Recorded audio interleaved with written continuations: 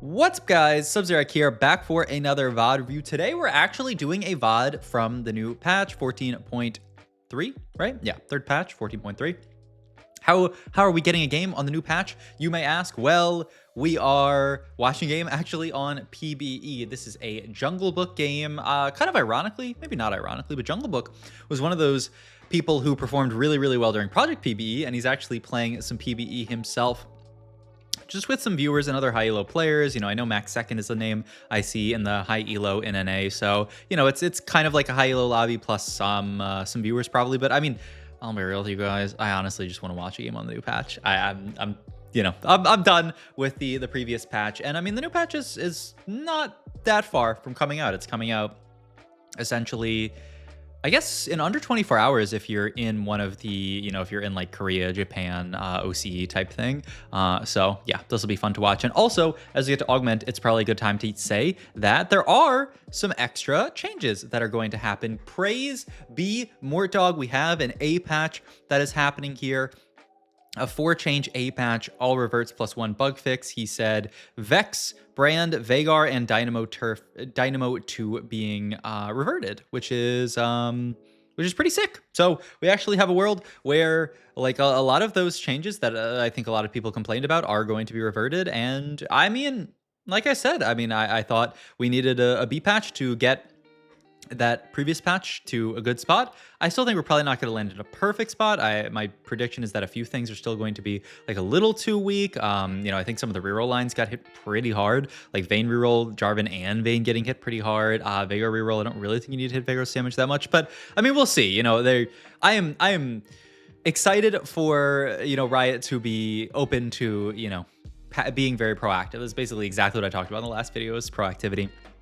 And those changes, I believe, are on this PBE right now. So, you know, we'll see what comps to do well this game. Jungle Book, I also looked through a few VODs and found a game of him playing an actually like a comp that is not very common on the previous patch. So that'll be fun as well. But we start off with Patient Study. A few Street Demons here, just talking about the changes to Street Demon. Well, now 7 Street Demons have been buffed. Brand has been reverted back to his current, you know, normal setup. I still don't really know that you would play just like 7 Street Demon as your default in Street Demon, just because of the fact that, I mean, at least you fit in the techies, the strategists, like it fits in nicely, but I do feel like the default would still be the kind of current version that gets played, where you play Street Demon, you play Strategist, you play like Cyber Boss, all that kind of stuff, and it all fits together, where you play that kind of like Brand Zig setup. But we'll see what Jungle Book plays, though. I guess, to be fair, I did say it's kind of a comp that's not as common, so I guess maybe you know that this is not going to be just your straight up average, you know, like Brand and Friends type game. But okay. Take another loss here, just playing for a big loss streak with Patient Study. Really not so much to do. I mean, honestly, just trying to kill as many units as possible here. First big question is, what are we going to take off Carousel here? Because we do have these 2 anvils open, and we take Tier here. Now, when you're taking an item off Carousel in this spot, you want an item that you can get a lot of, because you still have these 2 anvils that are going to open up. There's a very real world here where we could get like 3 copies or more of the item that we're taking here, because we're grabbing it off Carousel. That means that our odds of getting more of them are not actually impacted. If you guys know how kind of like the item pool works in TFT, the items that you get from minions, you're less likely to get further into game. The items you take off Carousel, you're not less likely to get. So taking a tier means, on average, at the end of the game, we're going to have more tiers. So we're playing some kind of comp that wants a lot of tiers. So I guess that's a hint towards what carry or what we might be playing towards. And I will say, you know, if you wanted to take a look at the carries that have been buffed this patch, I mean, Vex, obviously power level neutral after they fix the changes. You should split 10 here, high key. Oh, actually, the second I said that, though, I feel kind of bad about it. Okay, actually, I think everyone's going to split 10 here. I think you should just take the 6. Oh, 2 players, true. So, I mean, even 2 players, it's still, yeah. It's so funny. These, like, it's kind of a mind game, but it also depends on the people in your lobby. I'm actually kind of excited for the new portal where, like, the whole game is like split or steal, and it's a bunch of repeated ones. You can kind of like, what if you type out right at the start of the game, I'm just going to split every single one, like, and then you lay that out there, and then you can kind of see, okay, how many people split the first one, and then how many people are going to split the next ones. I don't know. That seems like a really cool mini game to me. So I'm hyped for some of those new portals. But back to what I was saying before I interrupted myself, as usual. What AP carries actually did get buffed this patch? Well, Brand's power level neutral, though a little bit higher actually. Brand was not changed, but 7 Street Demon got buffed a little bit, so that's something. Vex is going to be power level neutral because she, well, Once again, Vex was not changed, though Gragas received a little bit of a buff. But some of this blue buff here, we can see there's one other unit that can actually play for blue buff and is an AP carry, and it's Annie. Annie received a decent buff to her damage this patch, so we have the blue buff slammed. We're very easily going to get towards Annie items. Now, I know most people, when talking about kind of the default version or the most common Annie version on, the current patch, that's Golden Ox Annie. And it's a lot of people saying that the best item that you can build onto this Annie unit is Archangels. We'll see if we end up getting there. I think it's like Shojin Archangels or blue buff Archangels are like the items that you're really excited to get. But Archangels, it's really normally from the perspective of we're playing around Golden Ox. So we'll see if we want to still go for that setup or go for something different. We'll see what we really want to play this here. Crown Guard Cat 5. I mean, it's never Cat 5 or Overheal. Crown Guard is like okay. Clockwork Accelerator seems fine on Annie. It's either that or Crown Guard. I mean, Crown Guard is going to buy you more time for your Annie, and it gives us a frontline item that we're a little. I mean, we actually have a decent number of frontline items here, so it's not like we're lacking, but it does give us a potential 3-item frontliner here if we want to slam the Warmogs as well here. The only downside is that does kill our heal cut component, but I still like it just because, like, I mean, you're really going to sit on 2 belts the entire game? Probably not. It does look like Jungle Book is going for this kind of old school BIS Annie, the blue buff Nashor's Shojin here, keeping all that stuff open and talking about, how many tiers we can be looking for this game. So we'll see if that's what we end up going for, and if so, how that does perform on the new patch. And also just kind of like what line we want to play for. When you're playing Golden Ox, part of the reason why you build Archangels, I mean, it's just this Annie unit, Golden Ox, AMP, neither of those traits actually give her AP. She's a unit that does very well getting more AP. It's also like more AP scales up how big Tibbers can be. So like that's another big part of it is like, getting 4 casts off. Your Archangels is at that point kind of stacked up, and then you get a big Tibbers. Like I feel like Archangels is so good on her, though we didn't really even have a route to get to Archangels. Maybe there's a world where Jungle Book would have made Archangels, but he ended up not getting the tier out of the 2 anvils. Neither of them had tier in them, so he wasn't able to pick up Archangels. He did end up making an item out of Rod, but you were kind of forced to make Spark here. So yeah, I wonder, if it's that he really wants Shojin here, or if it's just like he missed out on Archangels because he didn't get the chance to make it. In any case here, we're gonna start team planning out our board here. It's looking a little familiar.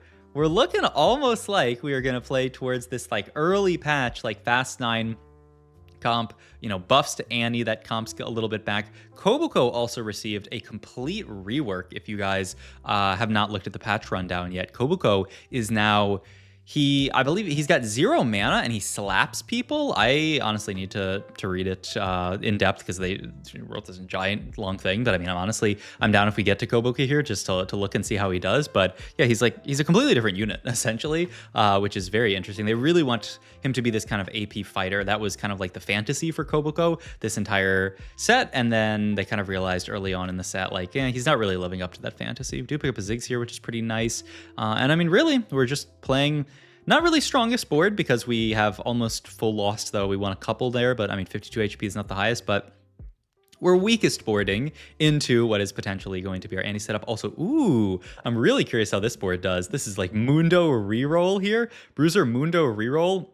With the fact that Mundo just got buffed, I mean, this Mundo 2 has 5.4k HP. They buffed Mundo pretty hard, so I'm excited to see if Mundo Reroll is a thing, because that would be I want Mundo to have his day in the sun where there's just like giant Mundos that people are playing for. That sounds kind of insane, but we'll see.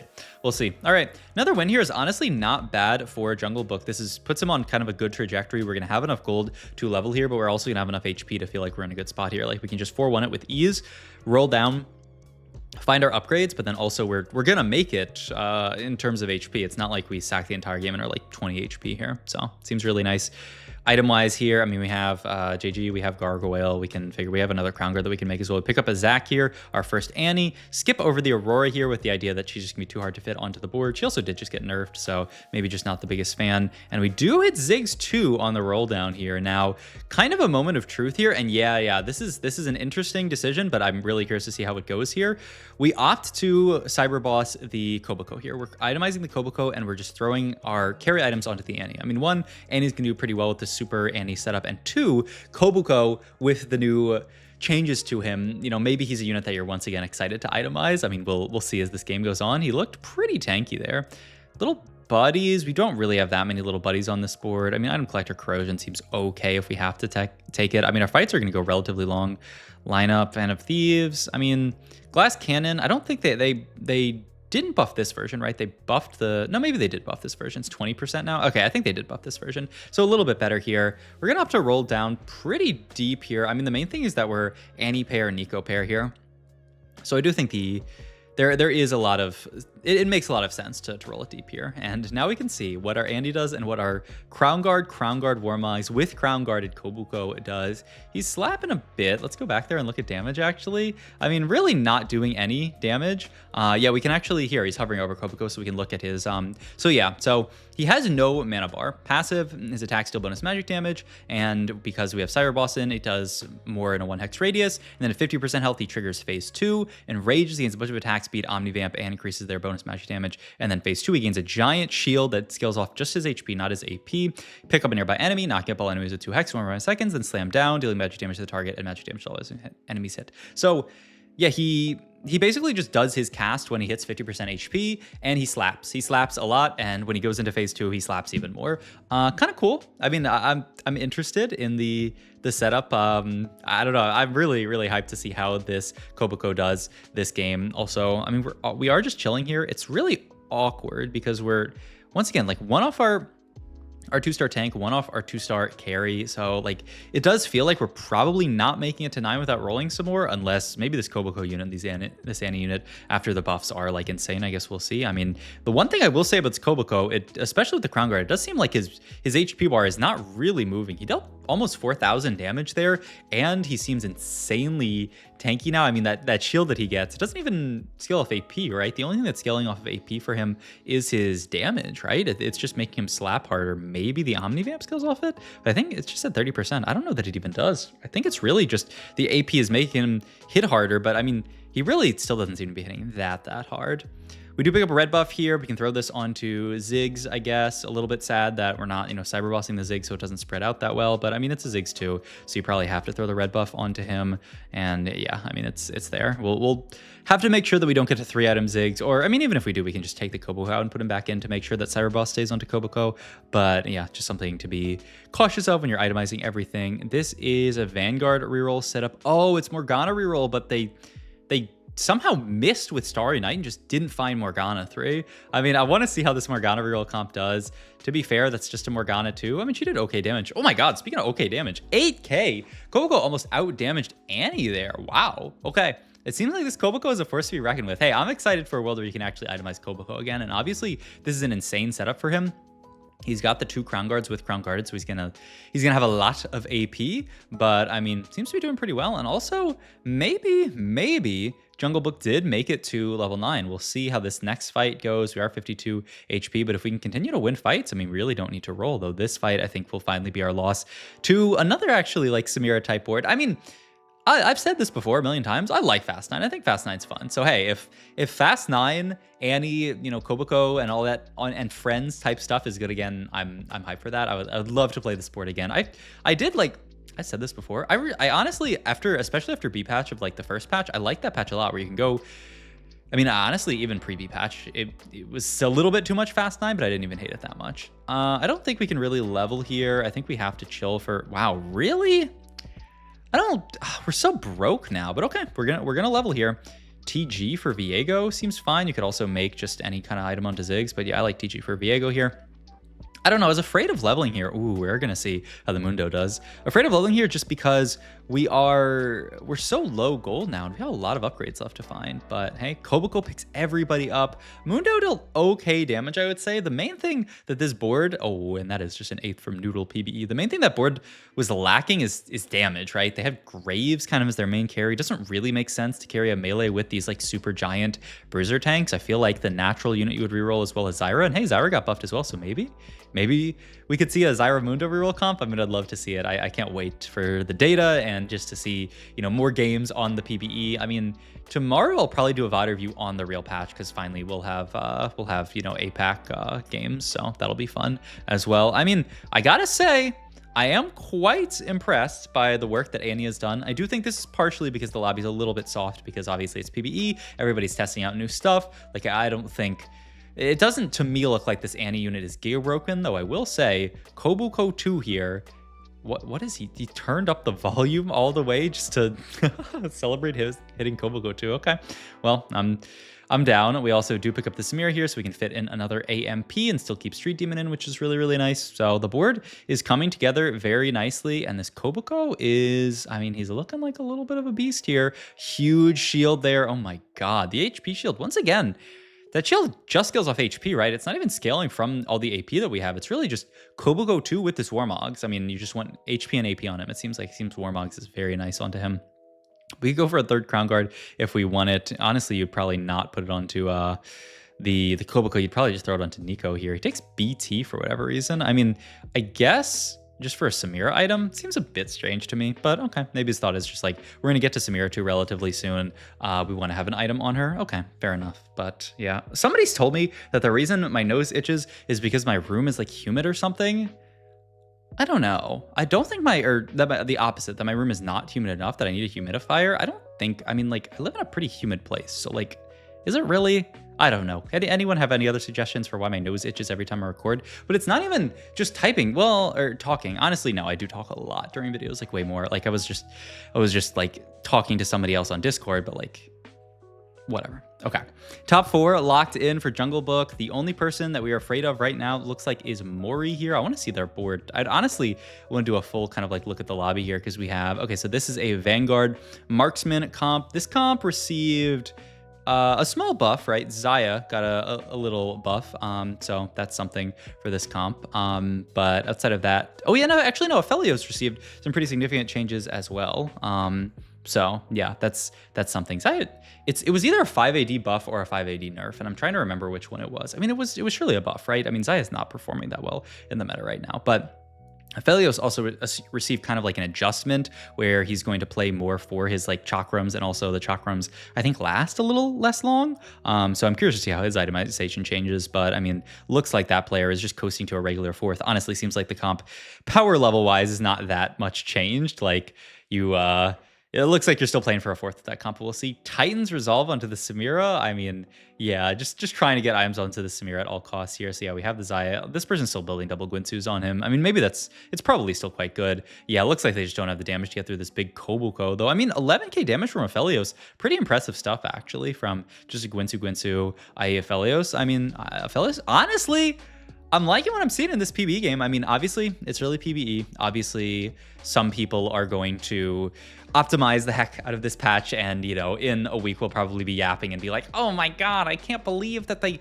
Dr. Mundo reroll is the most broken comp of all time. I can't believe Riot didn't see that. But for a PBE game, I feel like this is looking pretty balanced. The only person who looks like they can beat our board is the just even better version of our board with the Samira 2, with everything. Looks like we're trying to push level 10 here because we got one more fight to go, and then we can just then we have carousel, and then we can probably push after that, or maybe we could sack we're 27. Probably have to sack one and then level next round. He's actually holding on to the Nidalee as well, just getting our AMP onto the board, just because our most important units are AMPs. So I mean, it makes sense here. But yeah, I mean, this board that we're fighting looks pretty strong. We're seeing a lot of strength in the Kobukos. Both Kobukos taking a long time, but honestly, Samira performing pretty well. 10k damage. I'm trying to think. Samira did not receive any changes in the patch, right? Look, I looked at it like one time, so it's kind of hard, but I don't believe Samira got a change. You know what? I've got time until our next fight. Can I see if Samira received any changes before the next fight start? Let me pull up the rundown. We have a Viego. We're leveling. We're rolling for Viego. I'm doing the analysis, and I'm scrolling through the patch notes.